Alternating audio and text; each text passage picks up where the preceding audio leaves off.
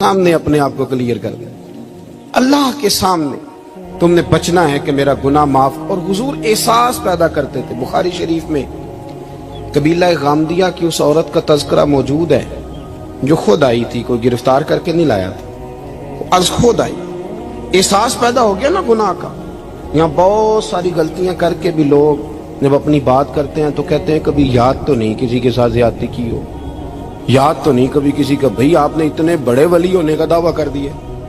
इंसान तो इंसान रहता है। बड़े बड़े लोग कह गए कि या अल्लाह अगर अनजाने में भी भूल गए हैं तो हमसे दरगुजर फरमा, लेकिन जब हम तैयार ही नहीं मानने को।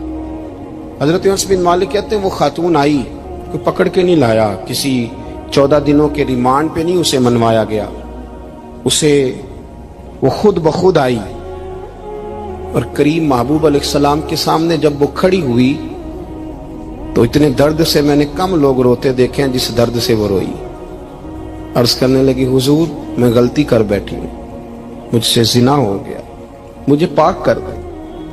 तो महबूब करीम अलैहिस्सलाम ने फरमाया तू कैसे साबित करेगी तूने गुनाह किया, यानी मुजरम को साबित करना पड़ रहा है कि मैं गुनाहगार। ये वो कमाल है कि इंसानों को एहसास होने लगे कि यहाँ हम गलत हैं। जब एतराफ़ जुर्म होता है, जब बीमारी की तशखीस होती है तो फिर उसका इलाज भी हो जाता है। हजरत अनस बिन मालिक कहते हैं वो अर्ज करने लगी हुजूर मेरे पेट में नाजायज बच्चा है। हुजूर ने फरमाया जा जब बच्चा पैदा हो तो फिर आना। वो 8 माह के बाद आई तो उसकी गोद में फूल सा बच्चा था। हुजूर ने फरमाया वापस जा, जब रोटी खाने लग जाए तो फिर आना। वो 2 साल 2.25 साल दूध पिलाती रही, फिर जब आई तो बच्चे के हाथ में रोटी का टुकड़ा था। करीम महबूब सल्लल्लाहु ताला अलैहि वसल्लम से आके जब उसने बात की तो वो दर्द से रोई, कहने लगी या रसूल अल्लाह 3 साल होने को हैं, मैंने गुनाह किया है, मैं सारी रात सो नहीं पाती। हुजूर तड़पती, अगर इस हाल में मर गई तो अपने रब को क्या मुंह दिखाऊं, मुझे पाक कर दे, मेरे हाल पे रहम फरमाए। महबूब करीम सल्लल्लाहु अलैहि वसल्लम ने बच्चा एक सहाबी को दिया, फरमाया बच्चों की तरह पालना, और कहा इसे ले जाओ, पत्थर मार मार के इसे संसार कर दो। सहाबा कहते हैं उसे पत्थर लग रहे थे और हुजूर बेचैनी के साथ टहल रहे थे। आके खबर दी हुजूर वो तो विसाल कर गए, इंतकाल हो गया। फरमाया यहां तक तो बात उसकी थी। हजरत अनस बिन मालिक कहते अब महबूब करीम ने सहाबियात से फरमाया उसे गुस्ल दो, कफन पहनाओ, जनाजा तैयार हो जाए तो मुझे खबर करना।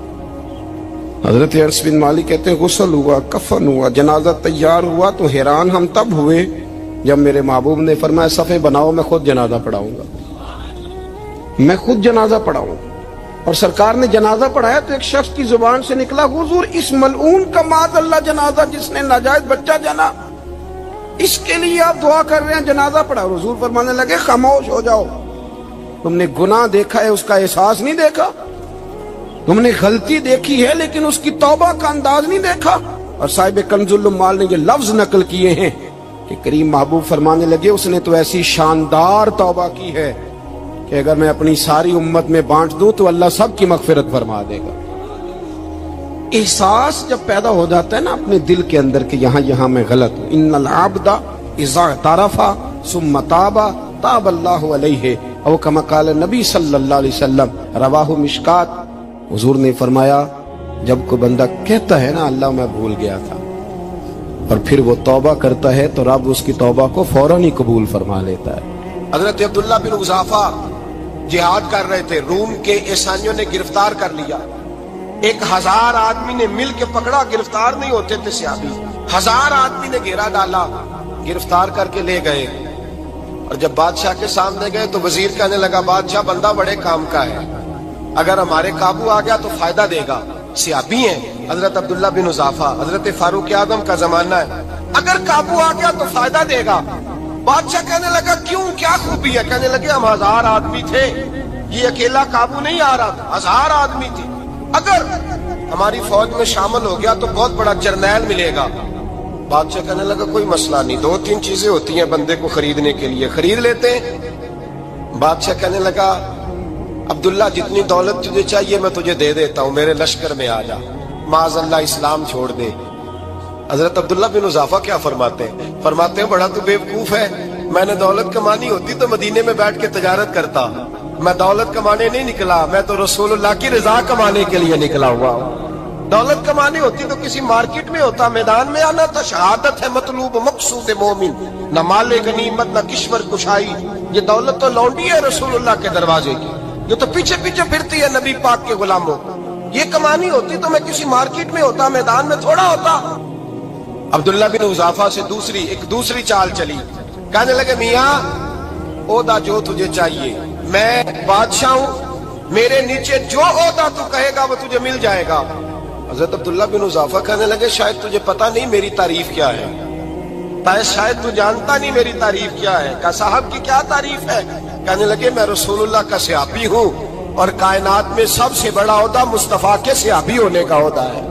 صحابہ وہ صحابہ تھے جن کی ہر صبح عید ہوتی تھی، خدا کا قرب حاصل تھا، نبی کی دید ہوتی تھی۔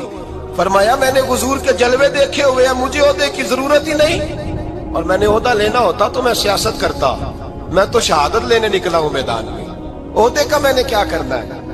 اب بادشاہ کہنے لگا اسے قتل کر دو۔